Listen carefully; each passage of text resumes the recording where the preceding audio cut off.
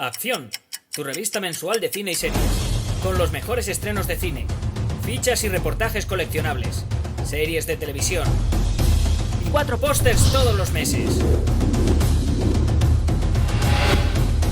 Búscala en tu kiosco. Muy buenas amigos y seguidores del canal de Acción Cine. Un día más, un nuevo vídeo a la carta, y en este caso nos lo ha pedido nuestro amigo Cristian, a quien, como siempre, vamos a darle las gracias en un par de ocasiones. La primera, la más importante, la imprescindible. Gracias por haber solicitado este vídeo a la revista Acción. Cristian, muchísimas gracias.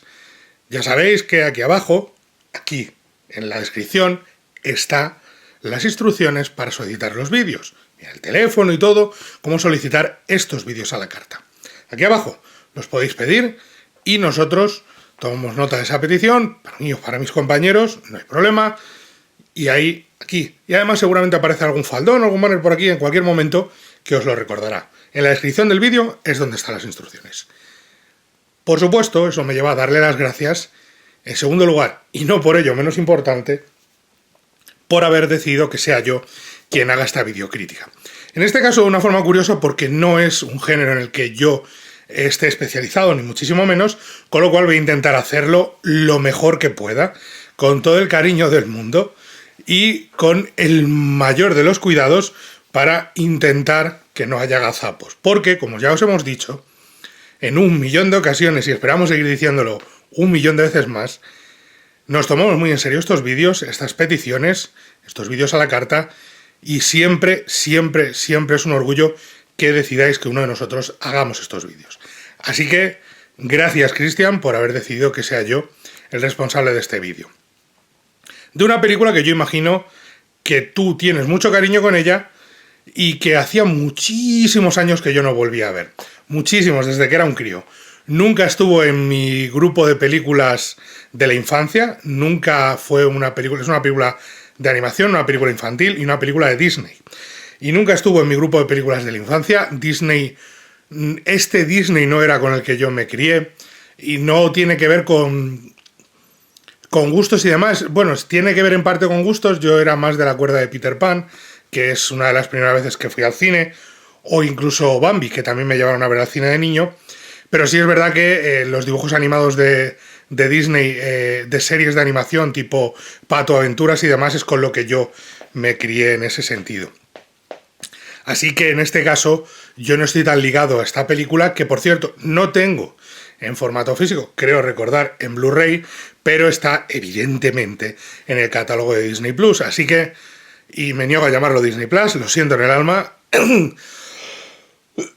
Cuando queráis la tenéis en Disney, acudís, ponéis Disney Plus, buscáis la película y la vais a encontrar enseguida, que es Merlín el Encantador, que es como se llamó en España, The Sword and the Stone, que es la espada en la piedra, la historia, la leyenda del rey Arturo contada a través de los ojos de Disney, lo cual supone convertir a Arturo en un chavalín de 12 años.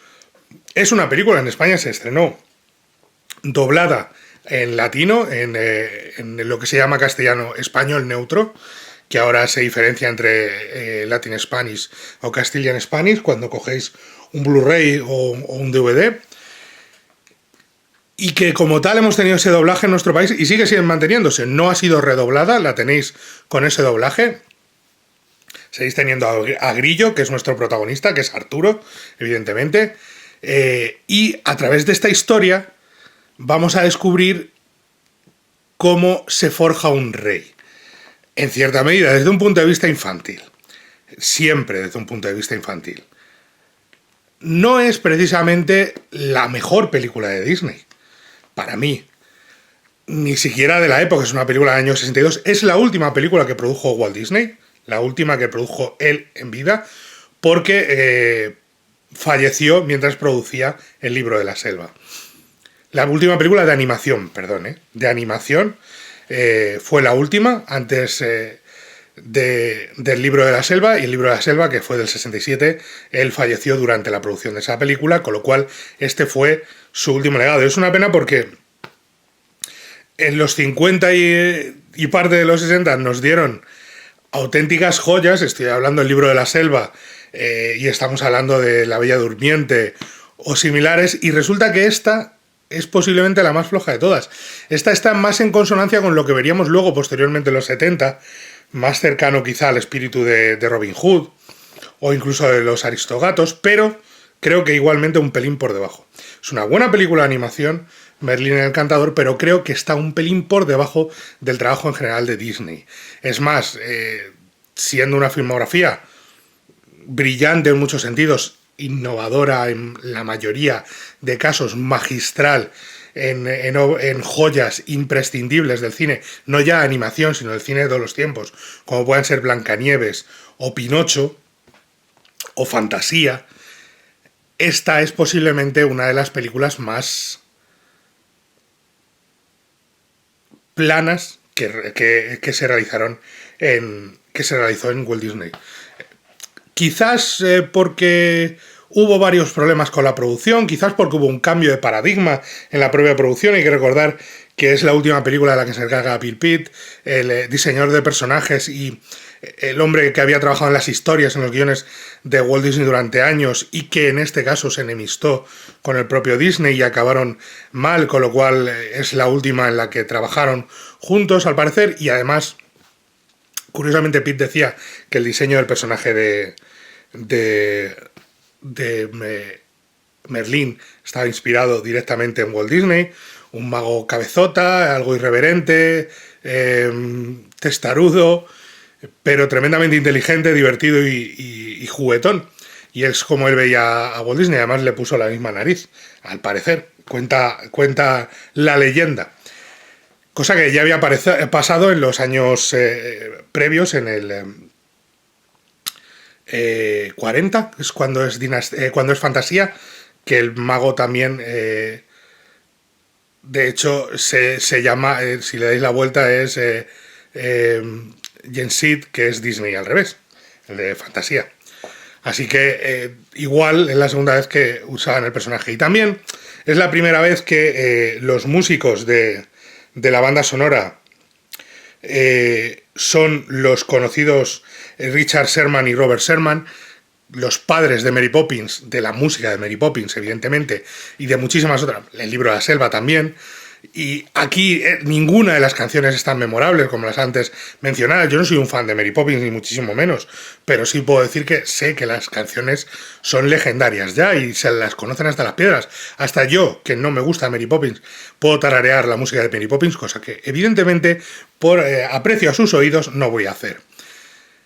Y el libro de la selva también, y sin embargo de Merlín ninguna canción ha pasado a la memoria colectiva como si pasaron otras. De hecho, hay canciones que me recuerdan, hay una canción en concreto que me recuerda enormemente al Bibidi Babidi Boo, y creo que eso es uno de los lastres que tiene la película. La música, que es escasa, son 3 o 4 canciones, no son más, no marca en ningún momento como marcaron las de otras producciones Disney. Además, era la primera vez que un director se hacía cargo de toda la producción. En este caso era Wolfgang Reitherman, que era un animador que llevaba mucho tiempo trabajando en Disney, que había participado en muchas de las producciones y que se encargaría de dirigir los largometrajes de Disney desde este hasta los 80. De hecho, Robin Hood es suya, Los Aristogatos es suya, El libro de la selva es suya. Las películas de animación que se estrenaron en cines, él sería el encargado de dirigirlas hasta mediados de los 80. Y, de hecho, en este caso se nota que todavía la propia maquinaria del estudio tendría que adaptarse a lo que venía siendo el paradigma anterior, que era rodar con 2, 3, 4 directores, o con diversos directores encargados de varios grupos de dirigir varias secuencias cada grupo, y luego un director, un supervisión de dirección que se encargaba de aunar los esfuerzos de todo el grupo, cada equipo, cada director encargado de una o varias secuencias y un supervisor, un director supervisando todo lo demás, o con esos 3, 4 directores que mencionábamos. Y aquí Reitherman sería la primera vez que se ponía al frente de un proyecto como director único. Lo cual además tenía otro problema, y es que varias de las escenas de animación son recicladas de otras películas. especialmente de la Bella Durmiente, se ve en Arquímedes, en el búho, se ve también en el diseño de la bruja y el dragón, que también parte de la Bella Durmiente. El vuelo del búho en el bosque está heredado de aquello, y la bruja evidentemente también. Y acaba teniendo el sabor de que estás viendo una película simpática, muy entretenida, apenas dura 1 hora y 25, 1 hora y 20, muy entretenida, que pasa muy rápido, pero que se olvida también muy rápido. La animación es más tosca, la sensación que tienes es de que está todo mucho menos pulido, y de que se trata de un proyecto de entreguerras, por así decirlo.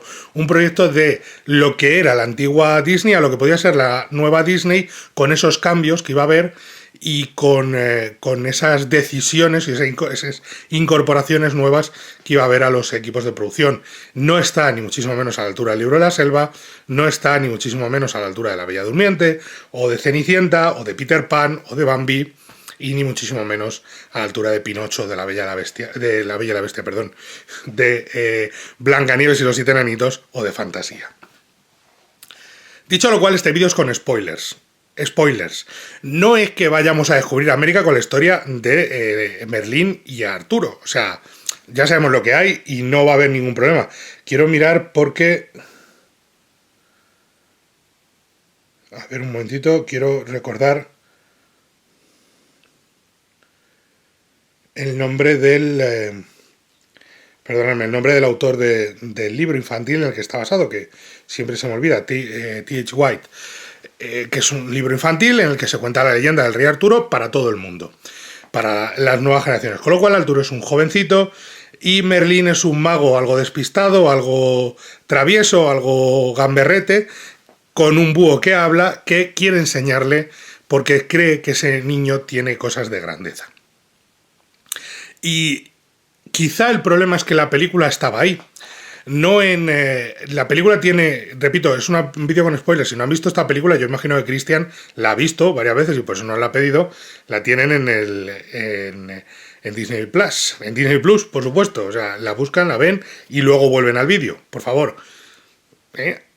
La ven y vuelven.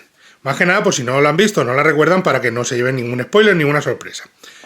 Lo dicho, la película, sobre todo, después del encuentro inicial entre Grillo, que es como se llamaba Arturo, y Merlín, que el póster es Arturo sacando la espada, o sea que no me vale que me digan, no, es que ¿cómo dices que es Arturo? Hombre, el póster de la película muy, muy descriptivo era también. Después de ese descubrimiento, Merlín se traslada al castillo donde vive Grillo para educarle, porque le tratan como si fuera un criado y es un niño huérfano, y le va a educar para que se convierta en el gran hombre que tiene que ser. Y le demuestra, le enseña que la inteligencia está por encima del físico, que el cerebro es lo que más importa, que tiene que ser astuto, ágil y sobre todo descubrir elementos que a lo mejor otros no van a ponderar bien, como puede ser la astucia, como hemos dicho, el amor y la magia. Y son historias, son momentos, son 3 momentos en los que le educa en tierra, mar y aire. Le enseña a ser un pez primero, luego le enseña a ser una ardilla, descubriéndole lo que es el amor, y luego le enseña a ser un pájaro, enseñándole los peligros que conlleva también la magia cuando se va al lado oscuro con la bruja. Pero lo realmente interesante no estaba ahí. Y lo siento mucho, pero lo realmente interesante está en Merlín contándole a Arturo, a Grillo, todo lo que el futuro depara.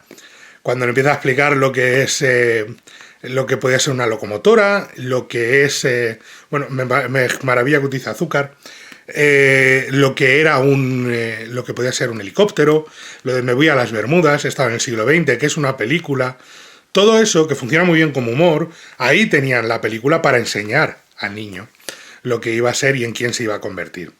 Porque lo que queda, los 3 fragmentos, las 3 historias, los 3 viajes de animalitos, en realidad son totalmente... son sketches, no realmente conectados entre sí. O sea, sí, el hilo conductor ya sabemos que está ahí, la historia de Arturo y todo lo que queráis, pero no hay una conexión realmente importante. Cada vez que acaba una de esas aventuras, se acaba y pasa a lo siguiente, y se olvidan de lo que han vivido. De hecho, a mí siempre, recuerdo desde niño y ahora, es como pobre ardilla. La ardilla que se enamora de Grillo y que es abandonada vilmente, y es como pobrecilla, y no vuelven jamás ni siquiera a recapacitar sobre lo que ha hecho, que es romperle el corazón al pobre bicho. Con lo cual me recuerda a eso, que cuando está perseguido por el Lucio, o por lo que sea el pescado ese, y la rana, aparece la rana y luego la rana desaparece por completo, son todo sketches que sirven para explicar una parte, pero que no aportan narrativamente nada. No son en ningún caso definitorios, ni tienen una historia realmente conexa entre todo ello que lo haga más llevadero. De hecho, hay personajes que desaparecen durante gran parte del metraje y no pasa nada. Por ejemplo, Kai y su padre, Héctor, están entrenando al principio y que se supone hacen la figura de padre adoptivo y de hermano mayor.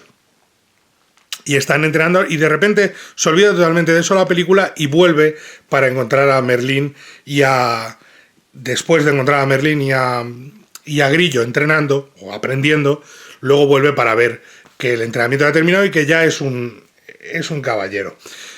Son detalles que demuestran que la película está hilvanada de fragmentos y no como una construcción completa.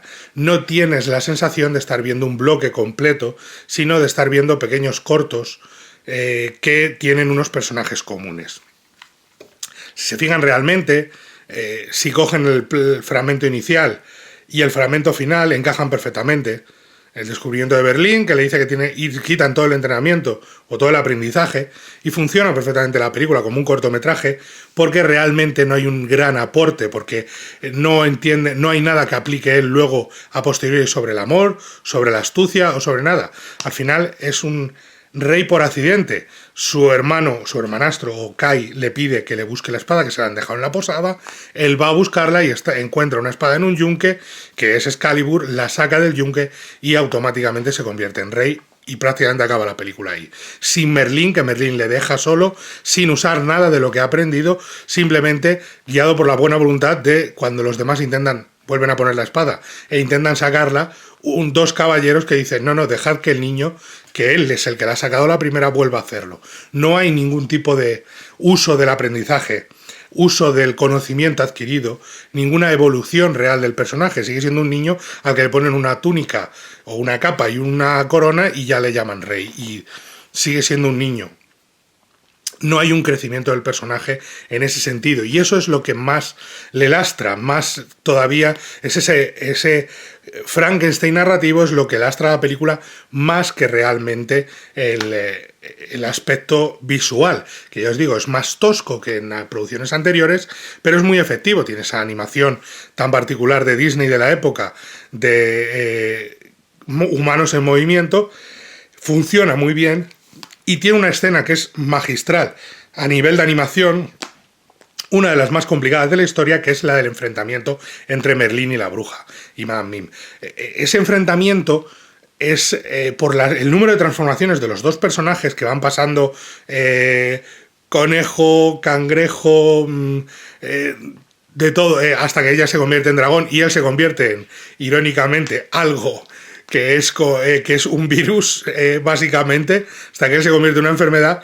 Todo eso nos hace una evolución visual de los personajes que en cuestión de 4 o 5 minutos, que es un esfuerzo titánico de trabajo, y es donde está todo el talento del equipo de animación de la película metido de una forma espectacular. Sigue siendo una escena a día de hoy que no solamente funciona a las mil maravillas, sino que la estás viendo y entiendes que estás viendo algo realmente grande, realmente imponente en el mundo de la animación. Algo que definió una forma de animar y que no todo el mundo puede conseguir, y que solamente en aquella época podían conseguir en Walt Disney, en los estudios Disney, que no es nada sencillo.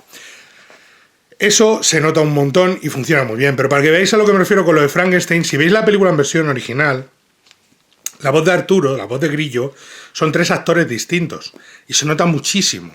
Se nota muchísimo porque hay uno que es un niño y hay 2 que son adultos. Y cuando cambia, cambia radicalmente. O sea, lo vais a ver en el momento final, cuando es nombrado rey y le dice a Arquímedes, ojalá Merlín estuviera aquí. La voz de ojalá Merlín estuviera aquí es de un adolescente. La voz cuando de repente grita Merlín, Merlín, porque Merlín aparece, es de un niño. Es radicalmente distinta y el choque es... Le estás oyendo en versión original y estás... Ostras, Pedrín, ¿qué ha pasado aquí? Esto no es lo que yo me esperaba. Esto es un choque muy serio. Y da más esa sensación de que la película está hecha casi de retazos. De hecho, hubo varias escenas descartadas y varias canciones descartadas y varias secuencias de animación que tuvieron que ser cambiadas cuando se incorporó Reiterman y demás, porque eran totalmente distintas a lo que vimos en la película. O sea, la evolución de todo el proyecto da esa sensación de que había cosas cambiando y que se iba a quedar en un proyecto menor dentro de la propia industria y dentro de la propia Disney. De hecho, no fue uno de los grandes taquillazos, hizo dinero, no vamos a estar con tontería porque creo que costó 3 millones de dólares y recaudó 12 o algo así, pero no es uno de los exitazos radicales de la compañía. Que no todos fueron éxitos brutales. Alicia en el País de las Maravillas no fue un exitazo, pero Alicia en el País de las Maravillas es enormemente superior a esta película en todo. Lo que pasa es que, claro, tiene... Quizá porque en lo que se inspira es mucho más potente que la adaptación de D.H. White de la historia de Arturo para niños. No tiene el mismo peso ni el mismo pozo lo que contaba aquella película por su propia base que esta. Y aún así te queda una historia que tiene un ritmo fascinante, sigue siendo increíblemente entretenida, increíblemente divertida, por los personajes como los animalitos parlantes, como el propio Arquímedes, o como Merlín, que es un cafre de mucho cuidado y que tiene momentos muy divertidos, como el momento ventisca, o como el momento me voy, desaparezco, o vuelvo de las Bermudas y vuelvo con ropa del siglo XX, he estado en el siglo XX. Seguro que de esto hacen una película, que es una película como una serie de televisión, pero más larga y sin anuncios. Y ya te lo explicaré más adelante. Todo eso funciona muy bien. Y es imposible decir que es una mala película, ni muchísimo menos. Tiene muy claro lo que quiere contar en el sentido visual, tiene muy claro el uso de colores que hace, tiene unos detalles que a mí me gustan mucho y creo que son muy importantes, que es quizá donde la película más sorprende, que es ese personaje del lobo, esa animación a lo Tex Avery o a lo Warner Bros., que eran los dibujos animados de personajes animales que había golpes y había cosas muy cafres y había explosiones, y aquí el personaje del lobo parece sacado de esos personajes. Claro, está muy bien y es divertido, pero primero, ni llega a ser tan bestia como eran en Warner Bros. O como eran los dibujos de Tex Avery, pero tampoco encaja dentro del espíritu Disney. No sé si me explico. Lo estás viendo y estás diciendo, hay algo que no termina de encajar. Esto no es Shere Khan o K persiguiendo a Mowgli. Esto no es... No, esto es la sensación de que estás viendo algo que dices, estos personajes quizá en otro universo, en otro escenario, encajen mejor, pero habría que subirles un tono. Y aquí quizás habría que bajarle un tono para que se funda con el universo Disney. Es muy particular y no es nada sencillo, y ni muchísimo menos es algo que cualquiera pueda controlar perfectamente. Pero sí es verdad que sigue siendo muy divertido el lobo persiguiéndolo por la colina y luego teniendo que bajar, y lo de la piedra y demás, pero es un coyote, es el coyote persiguiendo al correcaminos. Lo que pasa es que el correcaminos no lo sabe. Es maravilloso, es Silvestre y Piolín. Entonces tiene ese juego continuo que, sin embargo, bajo el agua funciona mejor, porque bajo el agua se convierte en una amenaza mucho más real, en la que sabes que a lo poco se despiste el pez se lo come. Cuando le dice, aquí, esto también es el agua también es peligrosa, también hay bosques oscuros y también tiene sus lobos.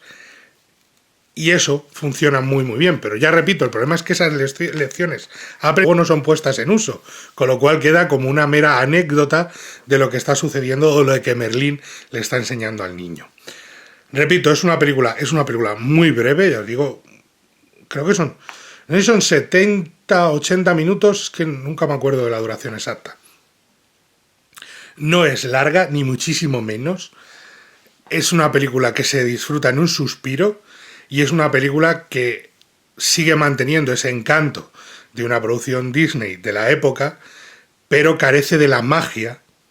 Tiene encanto, pero carece de la magia de las grandes producciones de Disney. Y de hecho, se notan ciertas fricciones en cómo está contada la historia, a nivel de guión, especialmente a nivel de historia y a nivel de crecimiento de personajes y demás en comparación con las grandes obras maestras. Para mí, querido amigo Cristian, no puedo decir mucho más de la película porque, ya digo, llevo casi media hora hablando de ella y es una película que va a durar casi menos la película que la crítica. Para mí es una película de 3 estrellas, Merlín el Encantador. Es una película muy disfrutable para verla en familia, seguramente marcó a más de uno en su infancia, pero no es ninguna maravilla y no es ninguna de las grandes obras Disney. Sé que nuestro amigo Cristian me ha pedido analizar otra película de Disney, además otra de las rebujadas, que es un poquito mejor que esta, para mí, un poquito bastante mejor que esta, y que es una de las muchas veces olvidadas de la animación, y a mí me gusta, ese sí que me gusta muchísimo, pero además es que creo que es mejor, en muchos sentidos, aunque, bueno, ya hablaremos de ella en su momento. Por ahora, lo he dicho, Merlín el Encantador, 3 estrellas, una buena película, de verdad, carente de la auténtica magia Disney. Le falta llegar al final, a la meta. Y los demás ya sabéis que lo que tenéis que hacer es suscribiros al canal, darle al like, decirnos lo que queráis por aquí abajo. Recordad que tenéis las instrucciones también por aquí y que tenéis la revista en el kiosco. Cuando veáis este vídeo, a lo mejor ya está publicada la portada o incluso la revista en el kiosco. Os la recomiendo encarecidamente para leer a mis compañeros y a mí mismo. Creo que hemos preparado un número muy interesante, además con un par de exclusivas muy curiosas que creo que os van a gustar bastante, de varios estrenos curiosos. Creo que os va a molar la revista de este mes, así que id corriendo al kiosco por ella. De nuevo, darle las gracias a nuestro amigo Cristian, de auténtico corazón. Muchísimas gracias por haber solicitado este vídeo. Y ya sabéis, el resto, le dais al like, os suscribís, nos contáis lo que queréis por aquí abajo y nos vemos en la próxima. Adiós. Acción, tu revista mensual de cine y series, con los mejores estrenos de cine, fichas y reportajes coleccionables, series de televisión y 4 pósters todos los meses. Búscala en tu kiosco.